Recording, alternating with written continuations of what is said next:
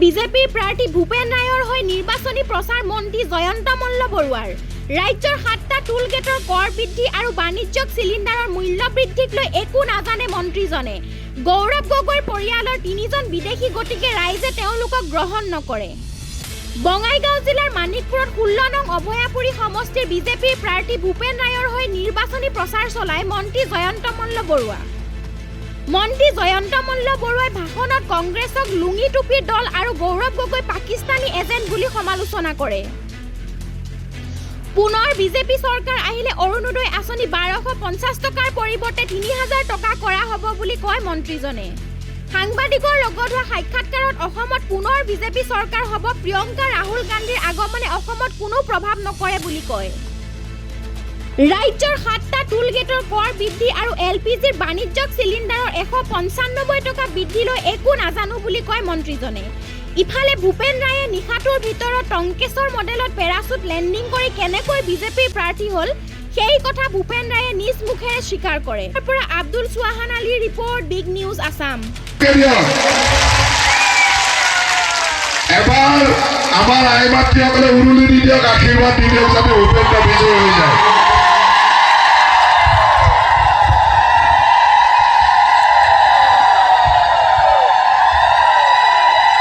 ইমান ধুনীয়া উৰুলি তাকে আশা ৰাখি মোৰ দুআষাৰ মই ইমানতে দিছো আৰু সকলোৱে একেলগে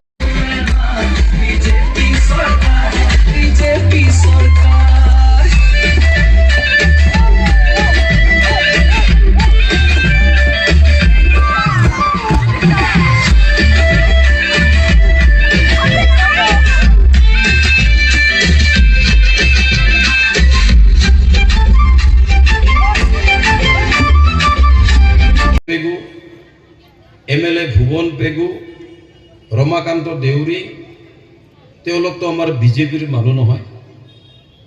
তেওঁলোক পদুম ফুলৰ ছবিত ইলেকশ্যন খেলে। গতিকে টংকেশ্বৰ ৰাভাৰ যিবিলাক প্ৰাৰ্থী উঠে তেওঁলোক কিন্তু ৰাভা যৌথ মঞ্চৰহে মানুহ, তেওঁলোক বিজেপিৰ মানুহ নহয়। গতিকে তেওঁলোক পদুম ফুলৰ ছবিত নিৰ্বাচন খেলে আৰু ভূপেন ৰায় ডাঙৰীয়াও পদুম ফুলৰ ছবিত নিৰ্বাচন খেলিব। সেইটো টংকেশ্বৰ মডেল। মোক মাতি লৈ গৈ ক'লে আৰু মই তেতিয়া ভাবিলোঁ যে মই যিহেতু অসম গণ পৰিষদ দলৰ সাধাৰণ সম্পাদক হিচাপে আছোঁ, মই যিহেতু দলত আছোঁ, দলৰ নিৰ্দেশ বা দলৰ সিদ্ধান্ত মই মানিব লাগিব।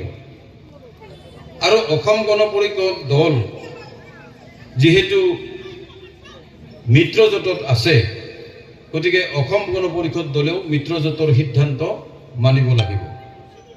আৰু সেই উদ্দেশ্য লৈ মোক কোৱা হ'ল, জয়ন্ত মল্ল বৰুৱা ডাঙৰীয়া আহিল, মোক দুদিন মোৰ লগত কথা পাতিলে, পাতি মোক পদুম ফুলৰ ছবিত টংকেশ্বৰ মডেলত ইলেকশ্যন খেলোৱাৰ কাৰণে নিৰ্দেশ দিলে। আৰু মই সেই কাৰণতে আৰু ক'লে মুখ্যমন্ত্ৰী ডাঙৰীয়াই আৰু 2-3জন ব্যক্তি তেখেতসকলেও সেই টংকেশ্বৰ মডেলতে ইলেকশ্যন খেলাইছে। তাৰে এজন হ'ল জীৱেশ ৰায় ডাঙৰীয়া, বিলাসীপাৰা সমষ্টি। জীৱেশ আছিল বিজেপিৰ নেতা আৰু প্ৰকাশ দাস আছিলে হাজো সমষ্টিৰ বিজেপি